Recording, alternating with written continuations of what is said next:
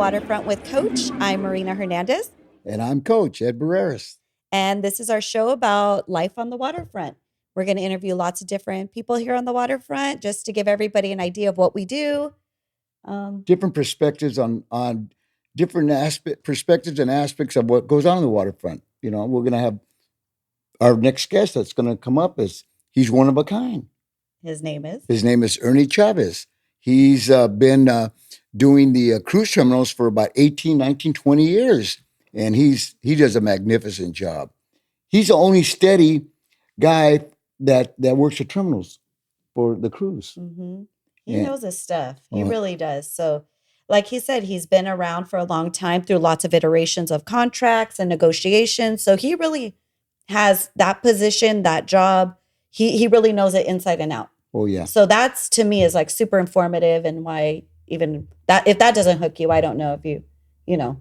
Right. He has got contacts with the upper management of the cruise terminals, and he's had meetings with them, and he's given his perspective on what should or should not be done. And sometimes they take his input, and sometimes they set it aside. But for the most part, they should listen to Ernie because he's really, really, really good. Yeah.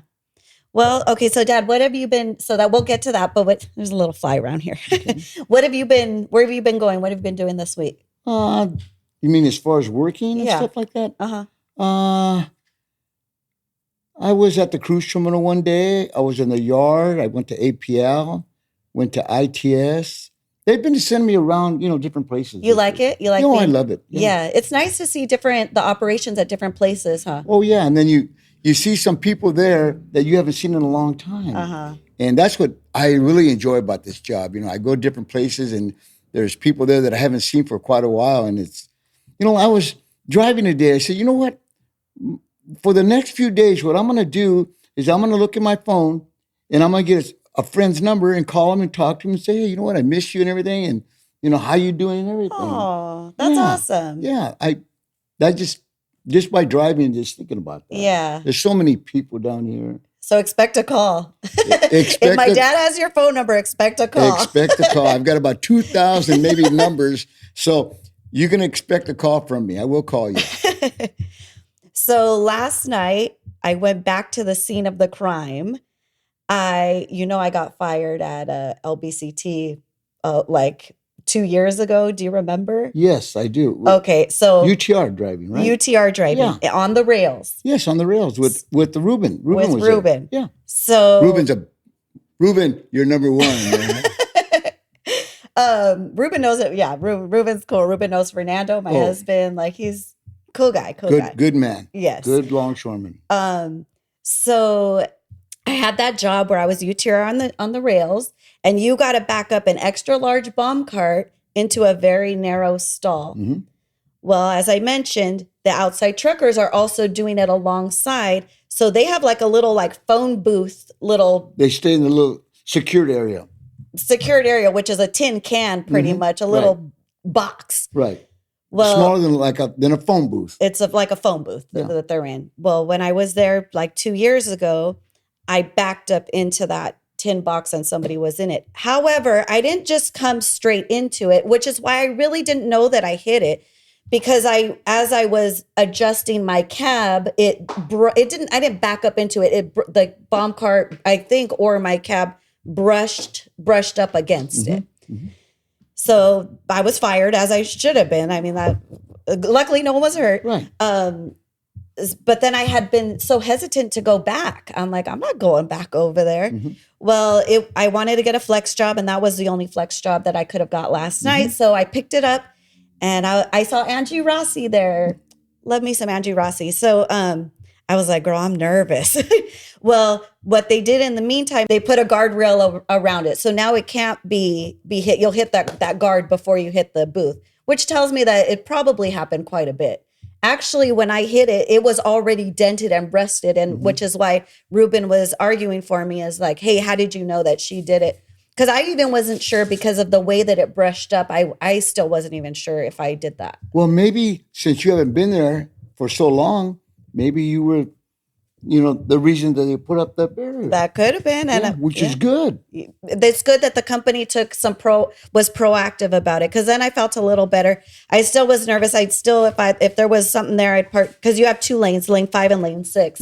Lane 5 is closest to that, and I would always be in lane 6 because I was still nervous. But it's a cool job. I like that job. It's pretty mellow.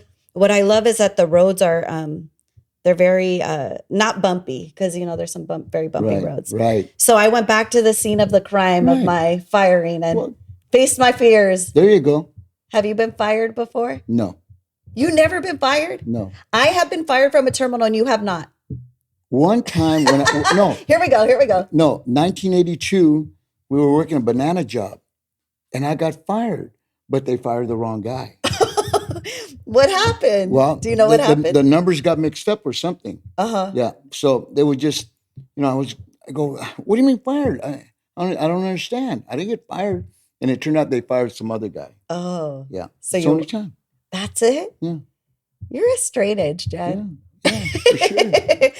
So hopefully that was my one and only firing, and I've moved on. I visited. Usually when you get fired, a boss doesn't fire you, you fire yourself. What do you mean? Yeah, I mean, you made a mistake. The boss didn't make a mistake. Yeah. But he's got to go by. He's got a job to do, so you're dismissed. You are dismissed. You are dismissed. All right, so I just wanted to share that with you, because that's what happened to me this week. Yeah, go back and face your fears right there. Go on back. Yeah, and I survived. Everybody survived. The phone booths were intact. Good.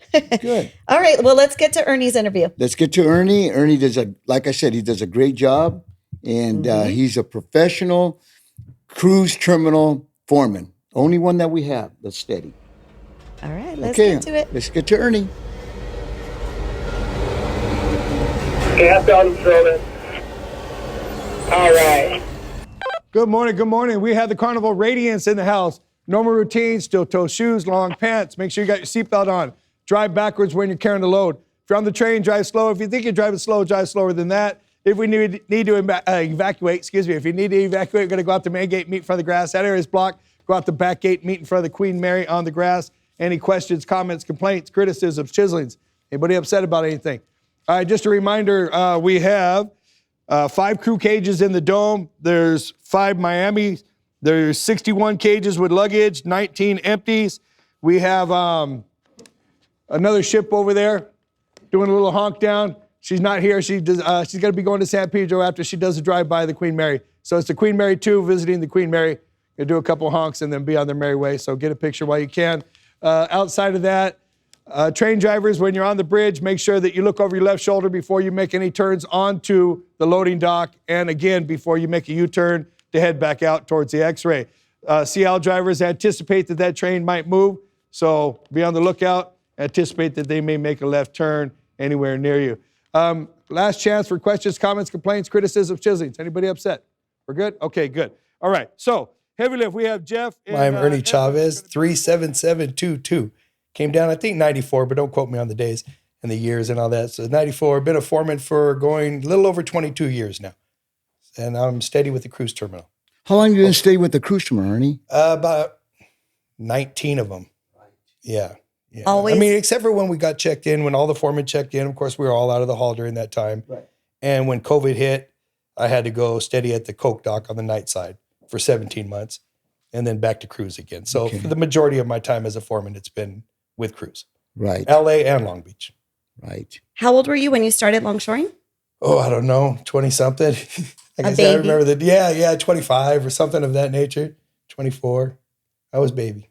And you mentioned earlier that your son, who just is a casual, is 5th generation. 5th generation. So my great-grandfather, Efren Osornio, was a founding member. And then his son, Robert Osornio, was a clerk, a pure clerk. And then both of my parents. And then myself, I'm a 4th generation. And both of my sisters are clerks. And both of my brother-in-laws were clerks. One of them just retired. And now my son. So he's the 5th generation. He got his casual card and he got out his first day driving a UTR for some great foremen over there at NYK or YTI. Mm-hmm. Yeah. How cool. Dang. So I feel like that speaks a lot to like the industry, to just longshoring. When it's that deep in your family, it's like, this is a job that I want my kids to, that is that I want to pass down, you know, like that speaks a lot to the job, I feel. Right. Ernie's dad, Big Ernie, they call him. He was a sergeant of arms and everything. Do you recall, do you know when he got in? Because I was in and he was in way before me. His work number is 33807. Him and Nick Camello came in together 1966 or 67, I believe. Right. Because my he brother was was sponsored 30. by my grandfather. He was sponsored, right, Yeah. by your grandfather. Right. So he came in as a sponsorship. Because my brother was 3480. He got in 1963. Right. So Ernie got in shortly thereafter. Right after. Yeah. His mom was 5841, I think. Yeah. Now, did he do anything else besides Sergeant of Arms? Was he in the executive boards and He all was that? on the executive board. He ran for committees. He did all of that Right. stuff. Yeah. And then he did part-time stuff for a only Levy Kaplan and Tenor. He was doing private investigator stuff for injuries and things of the waterfront and companies and Interesting. whatever. Yeah. Yeah. So he was doing both at the same time. And then we owned a liquor store in San Pedro from 78 to 84. So he was doing a whole lot of things. Yes. I love that, the side hustles. Right. Yeah. Every longshoreman has a little side hustle Exactly. going. Yeah. Exactly. You know, we all So do. are you a Mary Star? You give me Mary Star vibes. No, I'm from San Pedro High School. Oh, okay. Graduated in 87. Yeah. So I went to Taper Avenue, then Dodson, and then Pedro High. You still live in Pedro? I'm in Harbor City now. Oh, okay. Yeah. Cool. Just a footstep out of Pedro. So Oh, I still claim totally. Pedro, you know. So do you remember any stories from your grandfather or great grandfather? Like anything? You know what's funny is Coach will attest to this, is those guys back there were rough and they were almost, mean. When you're a kid, you almost are afraid to talk to them because everything was so serious and so dangerous back then. Right. So they didn't play about anything. So when I first came in, most of the foremen were very mean. And they were gruff and grumpy, and they didn't want to talk to you. They didn't want to tell you anything. They just wanted to tell you what to do. And, I would show up with my name on the back of my ticket, and not to name drop, but my name is Ernie Chavez II. So clearly my dad's Ernie Chavez, right? So they would look at that and they would just say, "Is Big Ernie your dad?" And yeah. Well, don't F up because I'm going to tell him. You know what? I'm going to make sure he whips your ass and this and that. I mean, it was rough. And it was like, oh, man. I used to joke. I would say, you can tell him anything you want. Don't tell my mom. My mom's the one that I was afraid of, And that was true. But no big stories or anything from my grandfather and my great-grandfather. They were just more like, don't mess up the name. We worked hard for this. And my great-grandfather, I was too young to have, I knew him, but I didn't know him in that manner. My grandfather was really hardcore. So everything was like, you better be thankful for everything. I was too young to understand what I needed to be thankful for. I understand it now, but I didn't understand it then. Yeah. So I didn't really like talking to my grandfather too much because he was so hardcore It was about always a everything. I was lecture. like, okay, yeah, take it easy. Those were men at that time. Yes, exactly. Yeah. They were tough down there. Yeah. They didn't take anything. If you did something wrong, by the time you got home, they knew it. Your parents knew it. Your parents knew it. Oh yeah, they would know. Hey, your son did this. Your son did that. Don't do that. Good way to keep people in check. Oh yeah. It was crazy because there was no cell phones or pagers or anything. And I don't know how the heck Right, they were calling with yeah. Morse code or what they were doing, but they were getting a hold of your parents somehow, and you were in trouble. You're right Yeah. about that. That's so true. I didn't think about Yeah. that. Yeah, now it's easy, a text or a call, but back then, how? Oh, yeah. Yeah, It was it's true. whispers through the windows. Oh yeah. along the Now way. you can FaceTime. Hey, look what your son is doing right now. Yeah, exactly. Right. Live and in action. Right. Mm-hmm. Right. Exactly. That seems very different than your style because I feel like I've worked for you before and you got your speech down, but you still seem pleasant and like approachable as a foreman. Right. So that style's very different. Did you develop that style over time? Did I you come did. in hard and then like, oh wait, I got to ease up? Or because I feel like as a foreman, you got to have a style of Right. leadership, right? Well, I don't know. he's got a great Right. style. Everybody knows that he runs a terminal. He knows how to run a cruise terminal, and it's really important that we have Ernie like that because they're the face of all these. What do you have? 3,000 people coming in, 5,000 coming off the ship. My 5,000. smallest ship is 4,000. So you got 4,000 coming off, 4,000 going back on. So it's 8,000 in a day. My biggest is 5,200. So a little over 10,000 in a turnaround. in a Right. day. So you're the face of the longshore industry. So that's why you keep your guys in line. Right. I That's- think, growing through the industry from the start to where I'm at now, I've always watched people and thought to myself, I would like to, emulate that, or I would never want to act this way. and then just try to, mold myself in that direction of, to me, the environment is important. And consistency is the number one most important. I have to have a safe environment so people feel secure on the job. And then I want to be consistent so people feel like I'm going to be fair to them and treat everybody the same. And then after that, friendly, the job has to be done. I talk about a cruise ship and you got 5,200 passengers coming off. So pretend you're in Vegas and everybody at the Wynn Hotel all had to check out the same day. And then everybody had to turn around and refill it the same day. They'd have to do all the beds, all the cleaning, reload all the food, everything, all within a couple-hour period. It seems impossible. It wouldn't happen, but that's what we do with cruise ships. They're a floating hotel, and we take off thousands of people and turn around and put thousands back on all within a couple hours. So it has to go, go, go, go, go. There's no such thing as, the night side will get it. No problem. Well, they can do it tomorrow. There is no such thing. No. So you have to stay on top. You have people who book their vacations a year in advance, sometimes longer. They save for who knows how many years to go on a vacation. I can't ruin that for them. So we have to get it done. That's how I look at it. Yeah. So explain how, what your role is when you show up to the job. What's your role? As soon as you show up, you're ready to go. Right. So I'm the first one there, last one to leave. I have, I'm the ship boss. I'm the steady ship boss. I'm the only steady for cruise, directly for cruises, but especially for Metro. And I get there, I make sure all the gates are unlocked for our luggage trains, make sure all the cages are unlocked so that we can do luggage, come in and make sure all the proper doors are open, make sure all the signage is going to be where it needs to be for the clerk and that he knows what's going on and all that. There's fences, there's dividers, there's all kinds of things that we need to set up. In some cases, it's a sweeper's job in San Pedro. In Long Beach, they had lost arbitrations on that so that doesn't happen. And I don't want outside entities doing our work, but I feel is our jurisdiction. So we make sure that we take care of that for our workers. Then go in and get on the payrolls and get ready to get started. And as people come in, I start thinking, I have forklift drivers and heavy lift drivers. I have dockmen, I have porters, I have swingmen, I have foremen, there's clerks, there's upwards of 110 people on one of the big ship days and probably about 80 people on the smaller ship days. So it's a lot of people. And it's a lot of different directions. So getting the job started right away so we can get pastors off and turn around and, like I said, get people back on, that's the imperative part. So it's move, move, move, move. And Ernie's got a good following. He has the same people there almost all the time, and they know exactly their role. They know what to do. He just tells them, hey, I want you here at this time, and that's the way it is. Yeah. No, there's no arguing, no bickering. He runs a tight ship. Yeah, I try not to go with, ticket number 1 and 2 is always this or that. I found in the past that sometimes it makes people want to chisel because if they know if I'm the first ticket, therefore I'm the lowest on hours, then I'm going to get the best break. And then people start cheating on their hours and stuff. And so I don't do that.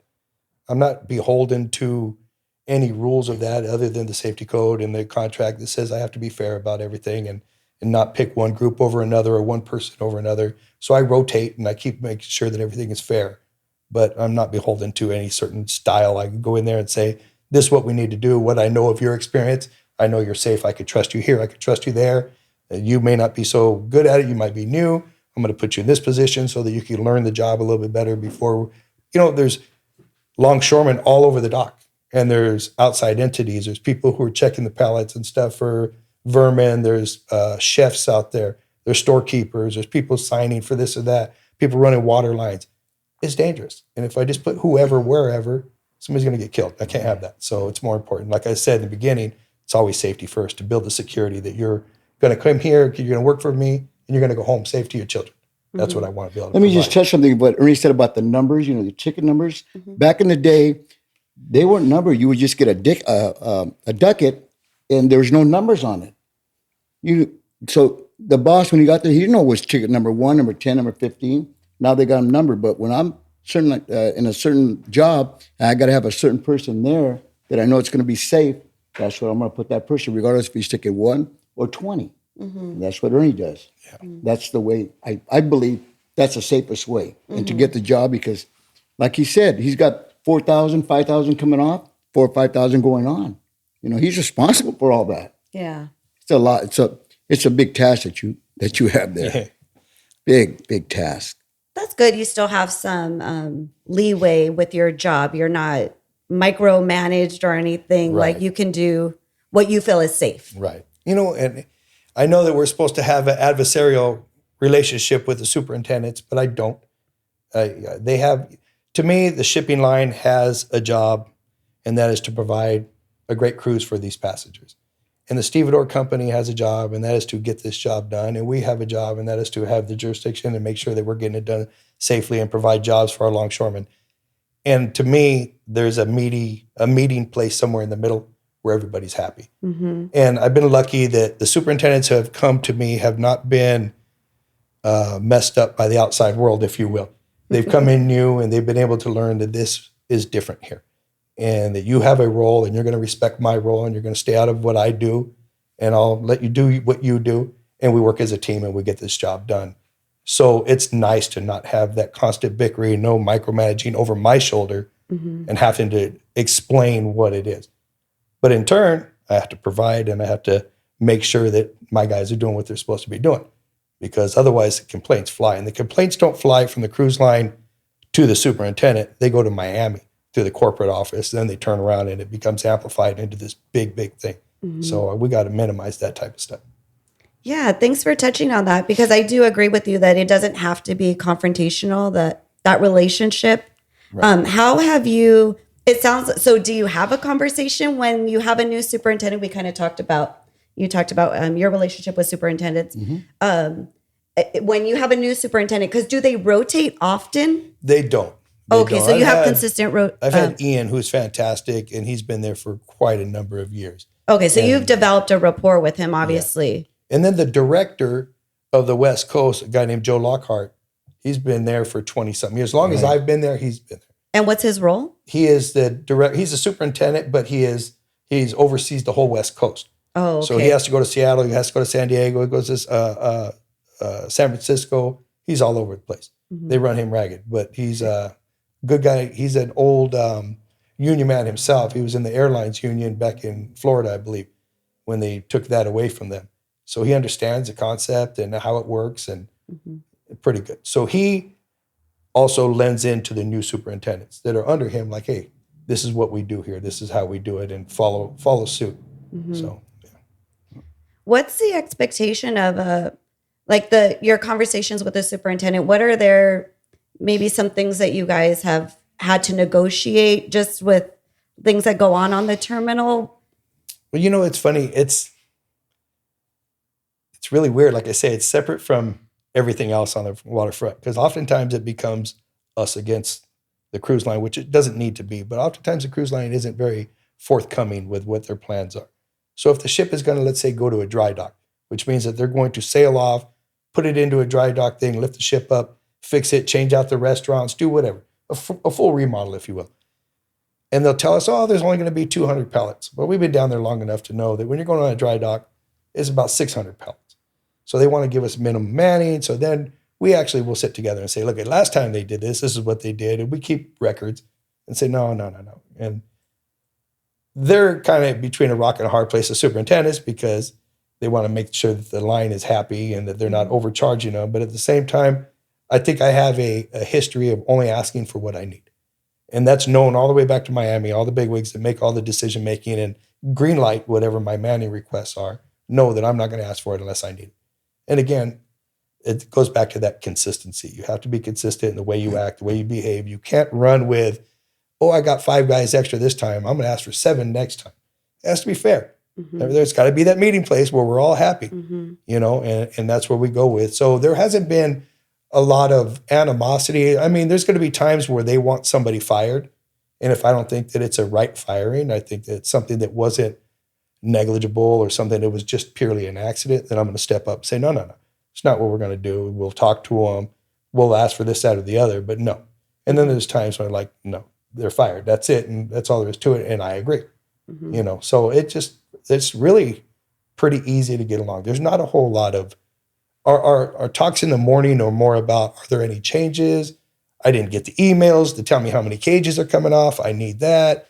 I don't have, a clearance to get on the ship. Why don't I have that? Call the ship agent. I mean, there's a lot of red tape because we're dealing with U.S. Customs. We're dealing with Coast Guard.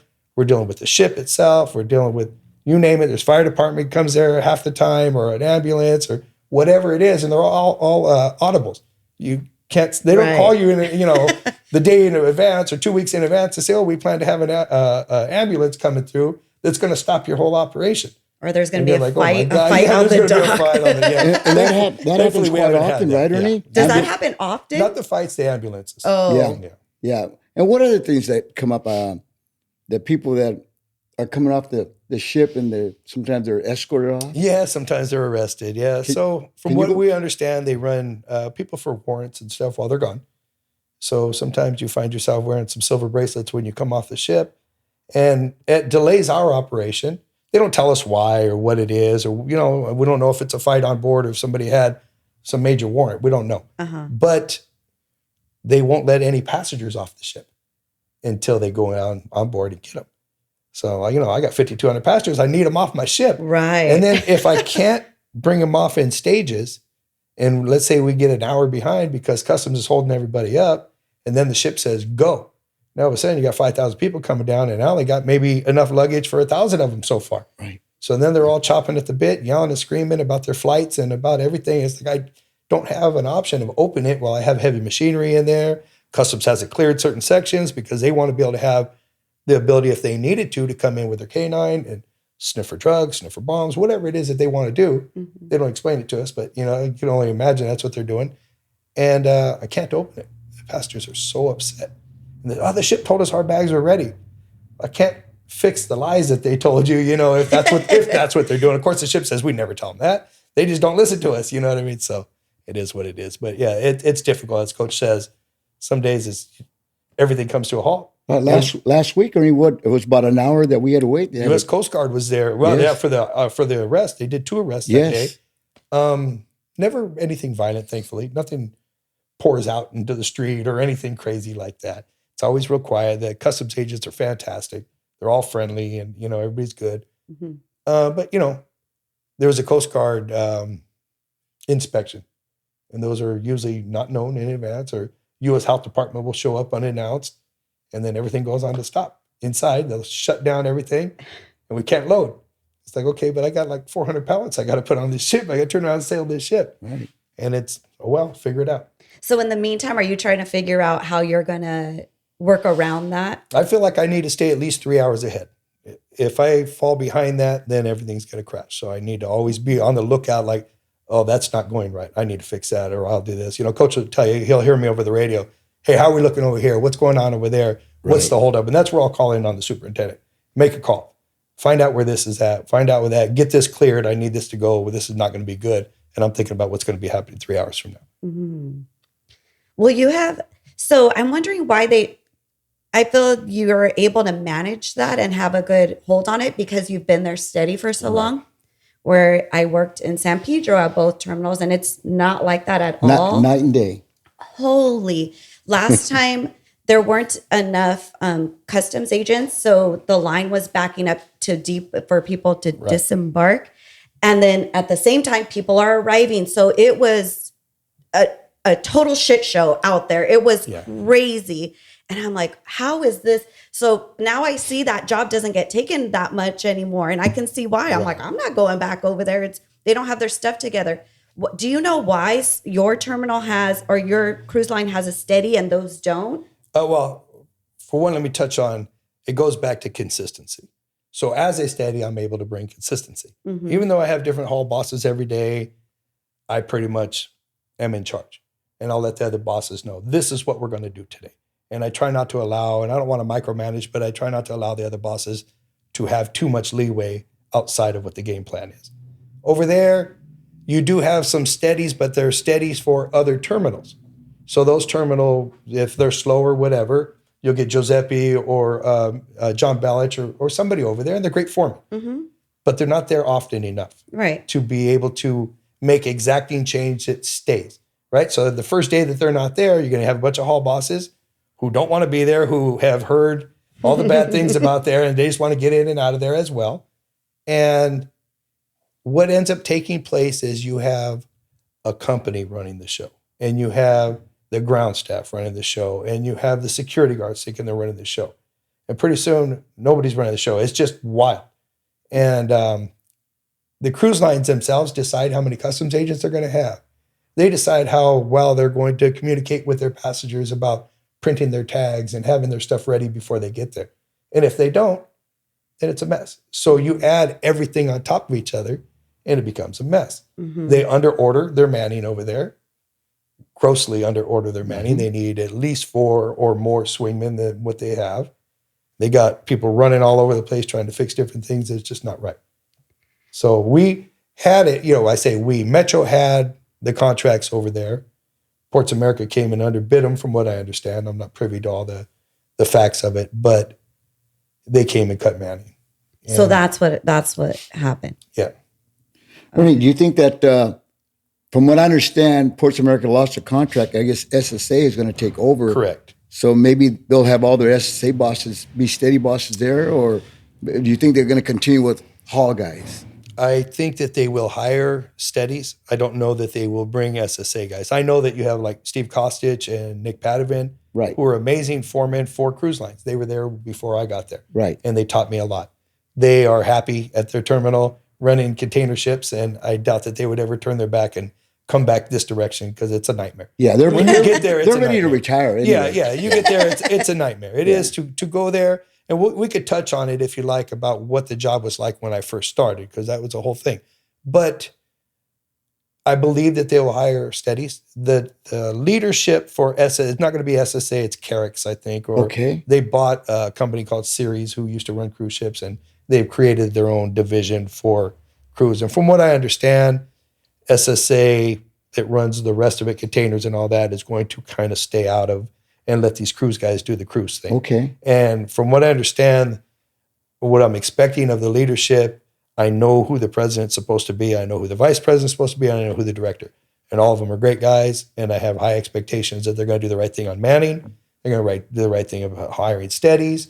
And they have one of the guys was a terminal manager at Long Beach when I was there. And I can't say enough good stuff about him. And I have the highest of expectations. And he's going to be one of their leaders. He is going to be one of their leaders there. So they take over in 2027 in San Pedro. So they'll take over, I believe, Princess and whatever it is that Ports America is running. And then they are involved with the new terminal at Outer Harbor. I don't know if you saw those videos. That's supposed to be the earliest 2030. Okay. But, that I'm sure will take even longer than that. It does look beautiful. It does look beautiful, and we'll talk about that too, if you'd like. Yes, we want to talk about it. Touch on that, Ernie. The new terminal? The new terminal, the renderings look beautiful. I mean, it's awesome. But of course, they got people sitting right on the edge of the water, and that's not going to happen. There's going to have railings and all that kind of stuff. Their issues there are going to be parking and traffic. And, you can't see that in the rendering. And of course, you don't see any longshoremen in that rendering either. You don't see where the trucks are going to go or all that. They're going to have to deal with that. It's a small area, and I know that we want to bring in ultra-class ships that are 6,500 passengers or larger. They wanted to do that for Long Beach, weren't able to because of parking. City of Long Beach has not worked with us, from what I understand, to allow for more parking, and so we can't bring bigger ships in. We want to, and then they're building a Long Beach Bowl over there in Long Beach, so it's going to be even less area. That's right off the Queen Mary, right in that. It's across. So if you're driving out and the Queen Mary's on this side, it's on this left side.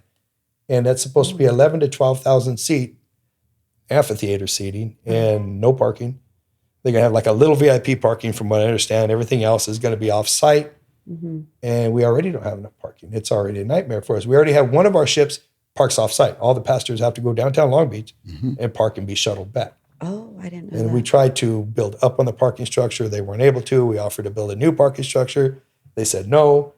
So, I mean, I'm losing one of my big ships and getting a smaller ship again because of the parking situation from the way it's been explained to me. But Outer Harbor, same thing. Traffic going in, traffic going out. You're going to have the new San Pedro waterfront marketplace, whatever they call it, the West End or whatever they have. Should have been called the San Pedro waterfront. Anyways, they have, it's going to be a lot of traffic. I don't know what they're going to do with parking. If they're going to have ultra-class ships, you're going to talk about 6,500, 13,000 passengers that are there coming and going. That means 26. And what are you going to do if you don't have it right? So hopefully they really pay attention to that. I've been out there as a porter boss out of Harbor 49, I guess what they call it. It's a mess.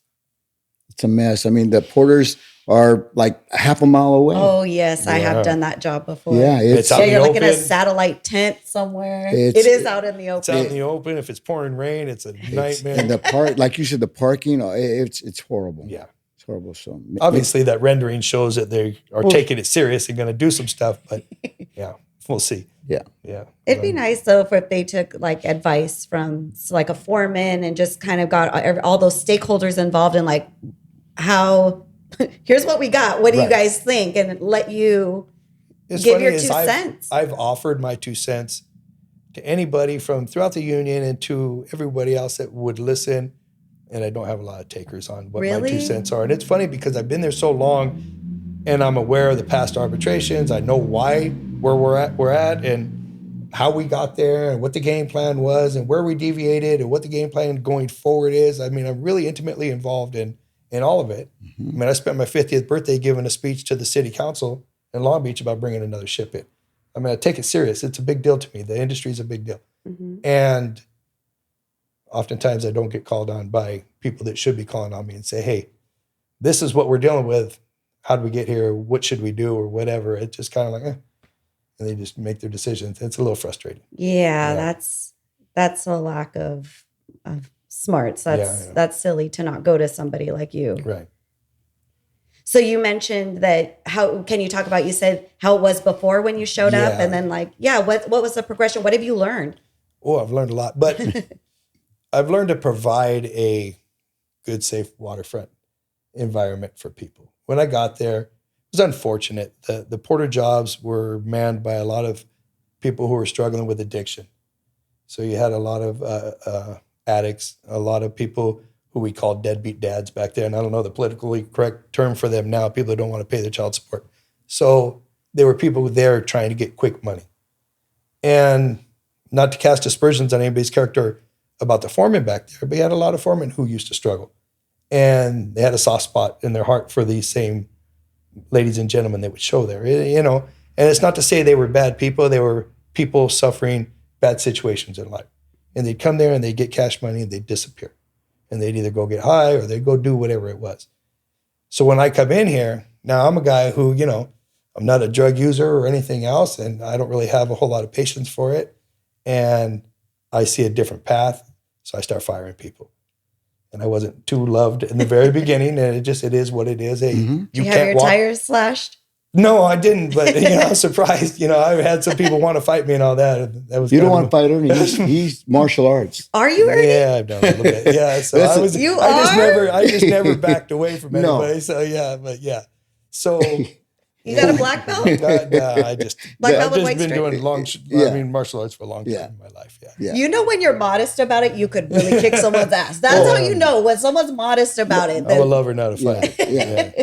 Yeah. Yeah. So it was hardcore, you know, I mean, and having to get rid of people constantly and people were disappearing. All of a sudden you'd have 2 porters left, you know, and people would bring their, I don't know if you'd call them their significant others, or they'd bring people, they'd be sitting there on the job, like going through withdrawals while they're over here making money. I mean, it was wild. Yeah. So unfortunately, that vision or that outlook of what porters are has hung around this waterfront for too long. So a lot of the leadership that have been around for a long time, when there's a porter issue, they automatically think, oh, those porters, they're still the same. They're not any different. They don't deserve to be, you know, supported properly, or they don't deserve to be fought for properly. And that's not how it is anymore. You've worked with me and everybody's great. It's a great environment. It's a family environment. You know, we try to support that as much as we can.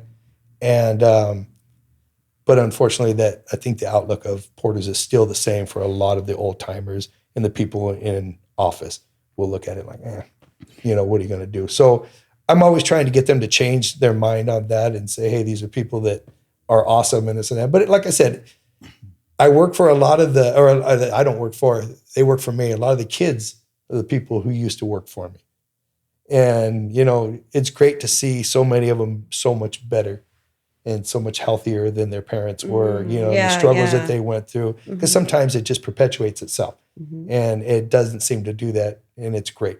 So you embrace them. You know, I always let everybody show me who they are. You come in, I don't care who your parents were. I don't care.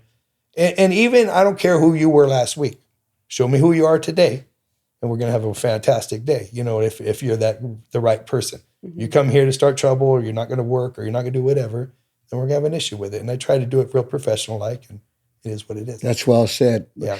Going back to what Ernie said, when I got in 1982, that's right, there were drug users and, people that didn't pay child support, and it was bad. It was bad. I saw it firsthand. I only ported one time since I've been down here 44 years. I've only ported one time. Really? It was in Wilmington, and I got like $28 tip, and I thought that was a lot of money. Well, it probably was back then. Yeah, it was a lot of money. But now, was a quarter. But now I go with Ernie over there or San Pedro, and the porters, they're all good guys. They're family guys. They're I don't think there's always going to be one bad apple. Everybody knows that. There's always one. But the majority are all good people. So whoever's judging them, they shouldn't judge by just one guy and everything. They should take as a whole group. Yeah. Oh, yeah. And I could test those guys are good guys. Yeah. It's my opinion that even the bad apples are choosing their actions based on the environment that they're provided. So if the environment is shady and everybody's doing stuff, they fall within that and try to succeed making the most money in that environment. And then bad decisions are made. If you take all those options and people running amok and everybody doing that and you control the environment, that won't happen. Or if you tell them, hey, listen, I see what you're doing, stop it, or you're out of here, and you mean it. And then that doesn't happen. But over there's so much chaos and there's so much inconsistency that you're talking about San Pedro. San Pedro. Yes. It lends itself to acting up. Yes, there are San Pedro porters, and then the and guys like I that said, go to most of them are great. There's one or two that like to push the boundary, and I consider it to be the company's fault. I consider it to be the foreman's fault. I consider it to be also the longshoremen who are making bad decisions, but it's a group thing. Everybody's at fault. Well, I will say a lot of the shadiness that I see is like porter on porter crime. Like, I'm trying to come up and make more money, so I'm going to do, but always I've seen the porters be respectful to the customers, always, regardless. And I feel like that's what the terminal, that's the face when you show up. Hey, how you doing? Welcome. The porters are the ones greeting the customers, and they feel that's your first contact. Absolutely. So I've noticed that a lot of positivity that way, but on the side, someone's not throwing their luggage, but that's between porters, not between porters and the guests. That's my experience. Yeah, no. Right. For the most part, that's true. I mean, some guests are there, they're stressed out, they arrive stressed out, they're fighting with their spouse, they're yelling at their kids, and you're looking at it, you're like, man, you're going on vacation, like it's okay. Right. And then they turn around and they snap on the porters, and we're grown men and women. We don't want to be yelled at and screamed at. And what I've told the people that work for me is that you're not here to be abused. I consider the job an honor to provide service to people. It's an honor. But that doesn't mean we're here to be abused. So if somebody's abusive to you, I tell you, you're welcome to say, folks, let me find somebody else to help you, and walk away. Separate yourself from it. That way they're not stuck being abused, and then they're also not going to lash out back. Because, like I said, we're grown men and women. It's hard for us to sit here and take a tongue lashing, or people get, violent. They want to fight with you and all this other stuff. So walk away. And I don't know that they're given those tools in San Pedro. I haven't been there in a little while. I just hear all the horror stories, right?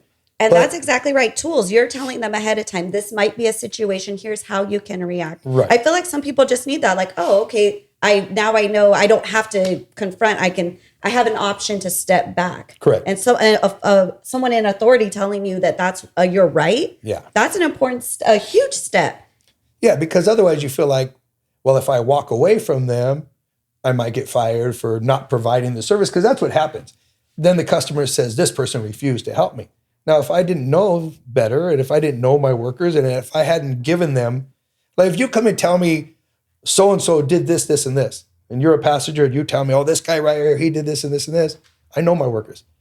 I'll be able to tell if you're lying to me or not. I know what each person's capable of. And, I'll be like, no, they didn't do that. Whatever. He may have done this, this, or this, but he didn't do these other things that you're saying.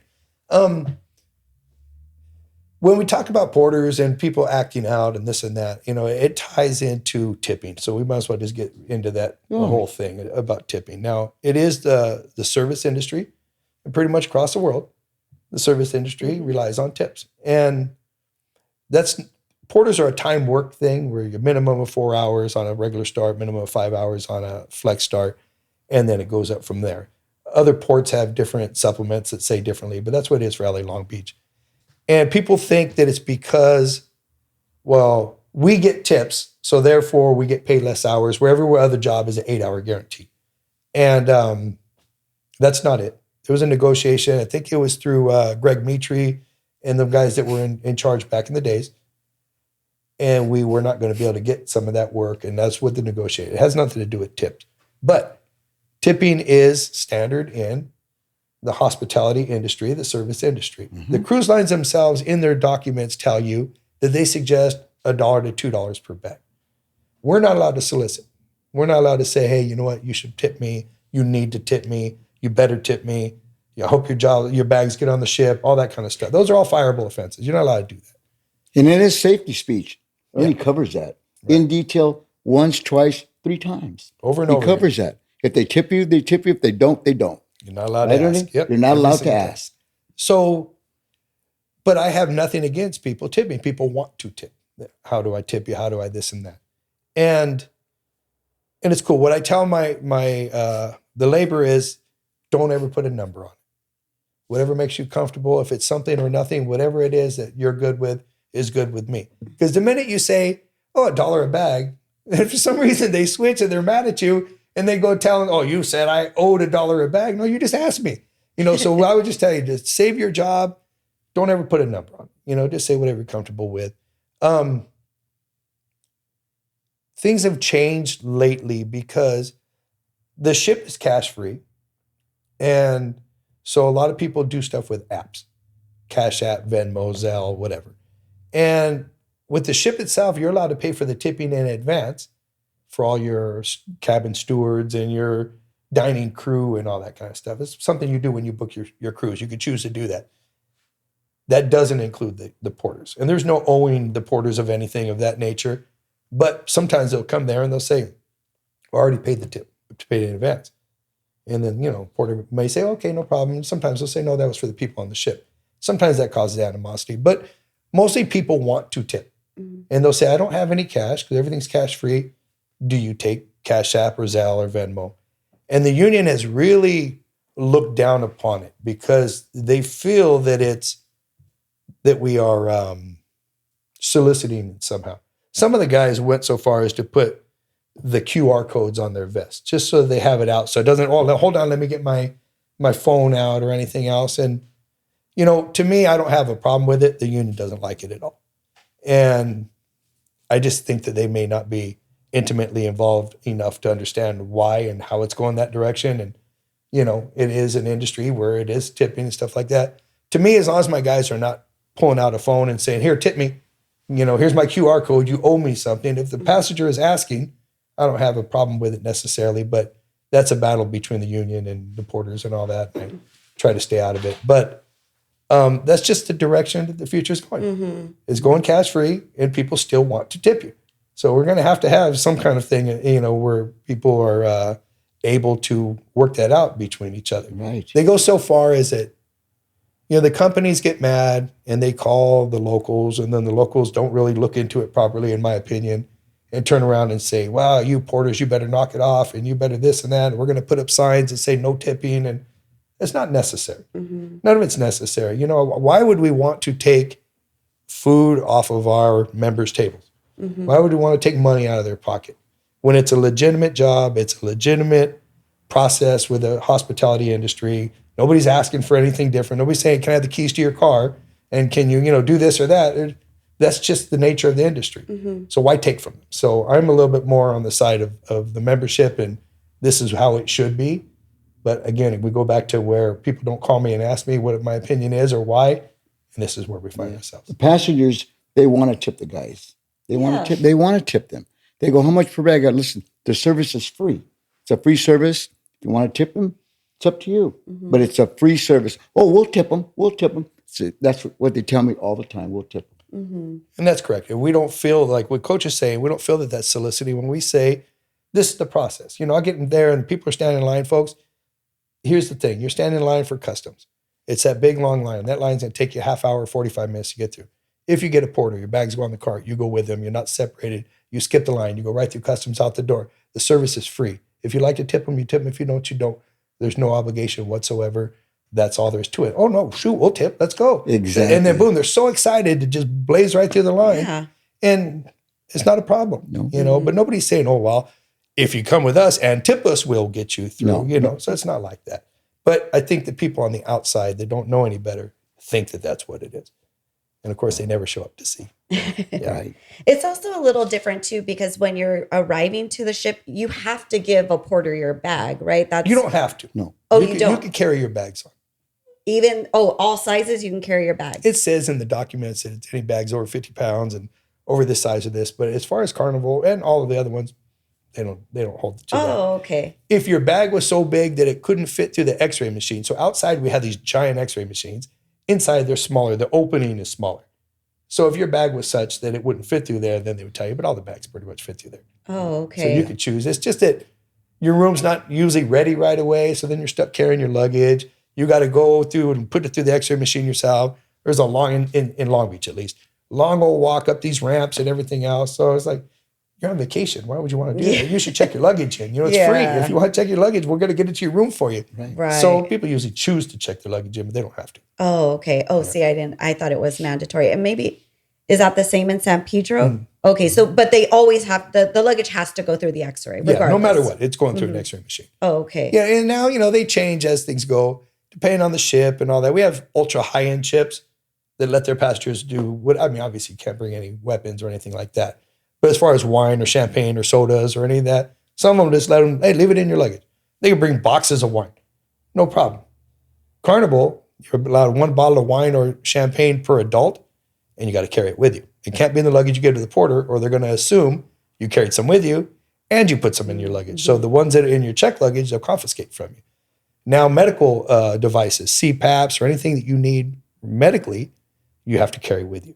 Because if something happens and you go on the ship and somehow your luggage got lost, how are we going to save you if you don't have the medicine you need? So they tell you have to have it. And if you go to check in and they say, oh, I left it in my bag, they'll send you back out to go find your bag, or they won't let you sail. They're like, we're not going to take that liability that you don't have.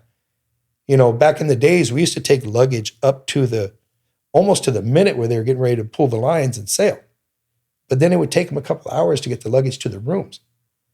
And if a bag was missing or something's happening or whatever, or if a passenger gets denied, they didn't have the proper documentation, the ship would end up sailing with the luggage on board, you know, I mean, so it was a nightmare. So now they have us close earlier, so they have time to process all the luggage, get it to the rooms, and then sail.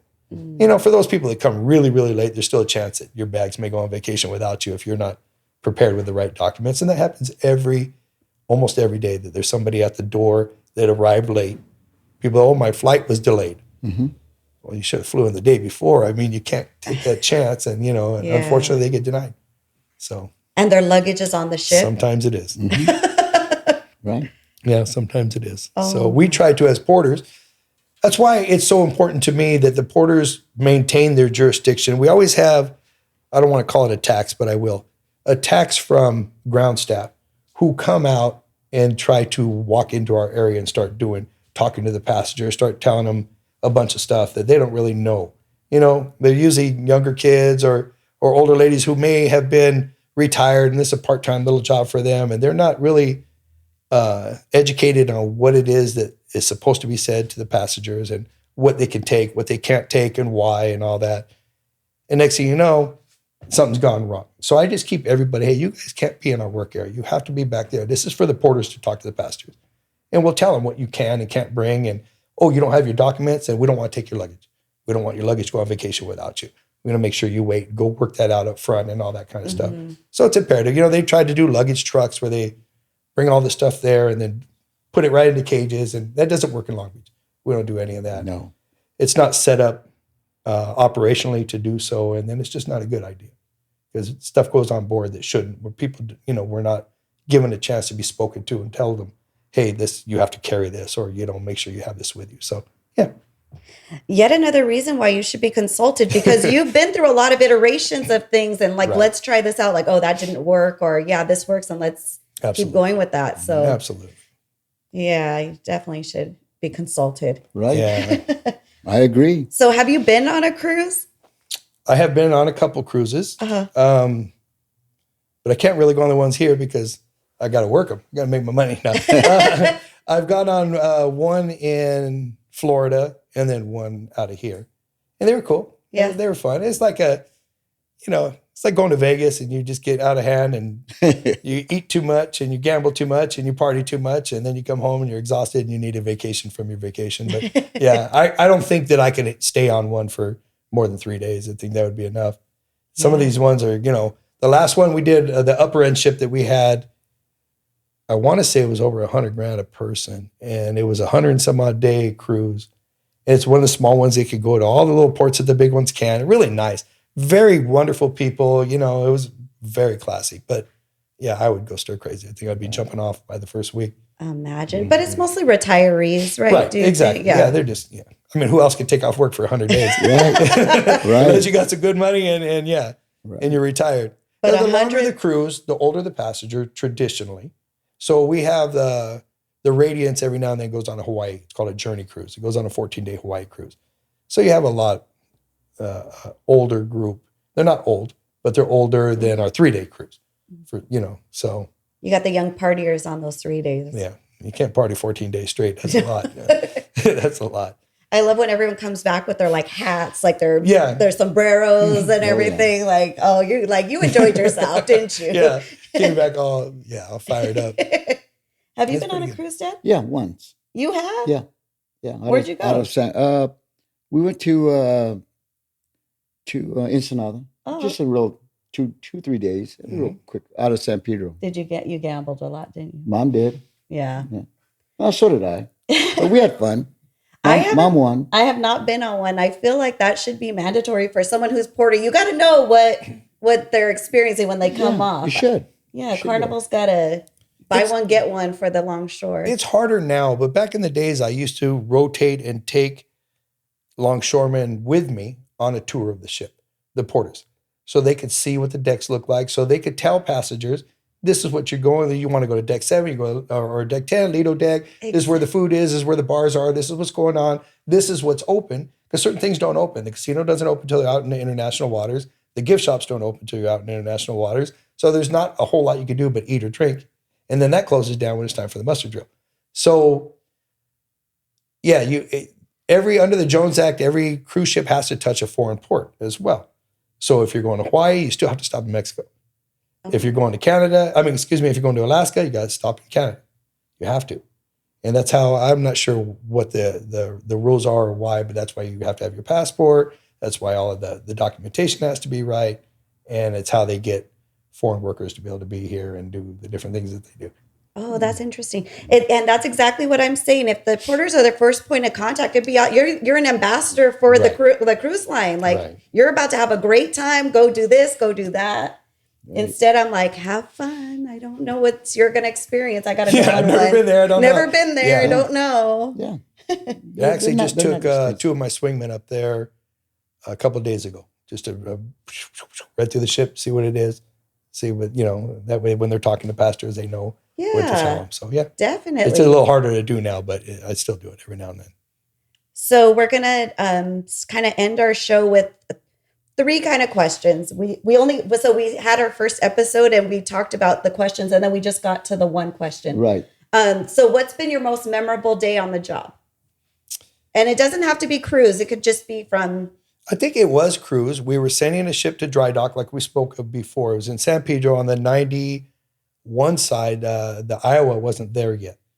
And we had 3 mobile cranes going, and those are giant things putting stuff up on top. We had 10 reach lifts, and we were putting stuff up on the higher decks up on the ship themselves, and we're running 3 hatches down below.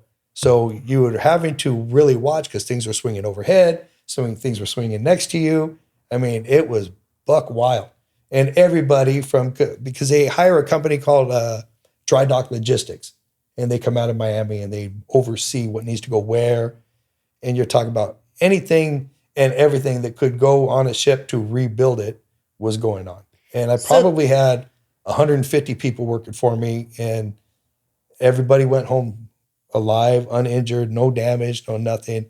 It was a hell of a day, but it was a rewarding day. Right. So that's no passengers at all. This No is passengers. just, like you said, redoing the ship. I mean, you have crew members on there, but no and what are they called? Like guys that come on, contractors. They'll come on as well, but no passengers. Yeah. So, and you were like, that was like, you're in charge of everything, making sure everything runs smoothly. Yeah, and I have to make sure it all That's goes right. That was, You better have there good was a drivers. lot. You better have good drivers there. Yeah, and, stuff, and that's right? the thing. Again, I have some of the very best workers on the waterfront. I mean, they're amazing, and a lot of them have been with me for 20 years since I've been bossing. They've been there with me, and continue to come, thankfully.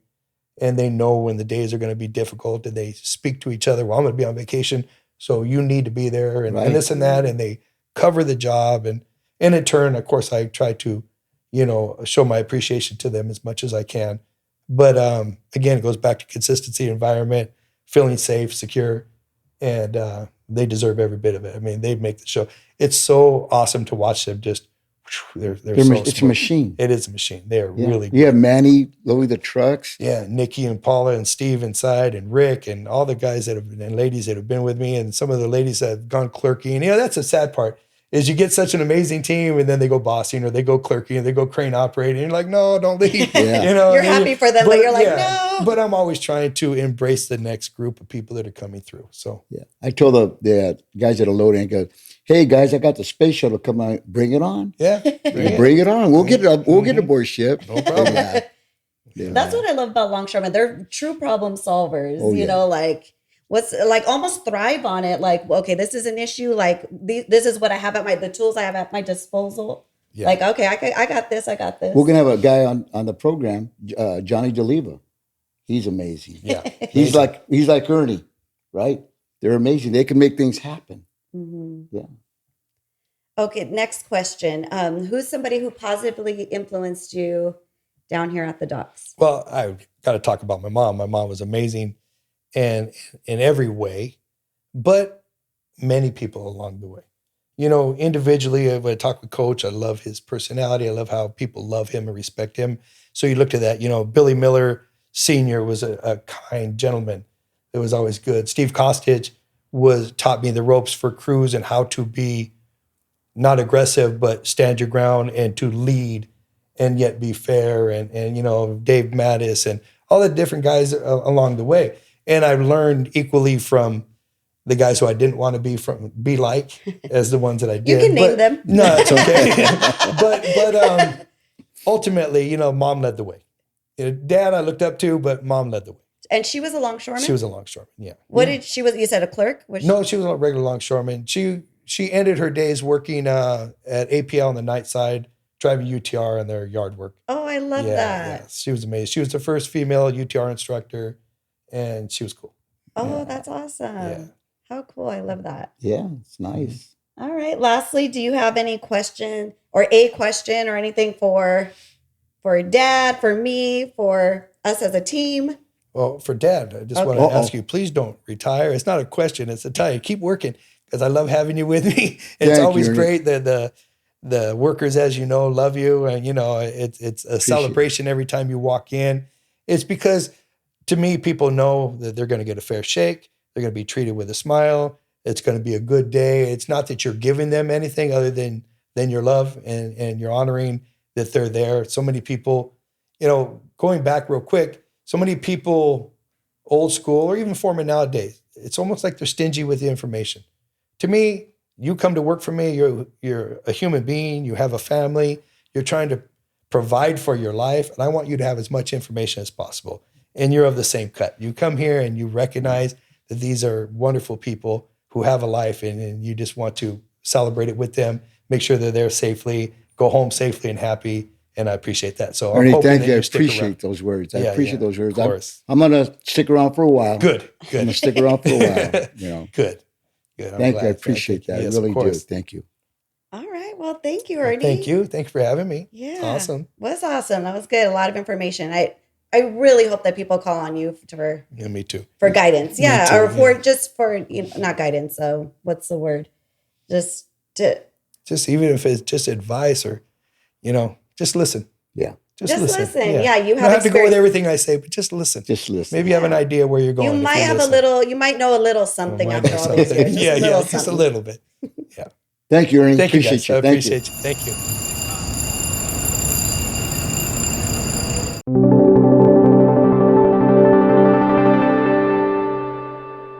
Thanks again for listening. This has been On the Waterfront with Coach, hosted by Edward Barreras and Marina Barreras Hernandez. Production and engineering by me, Buddy Barreras, and recorded in collaboration with the Avalon Arts and Cultural Alliance. Proudly made in the heart of the harbor, Wilmington, California.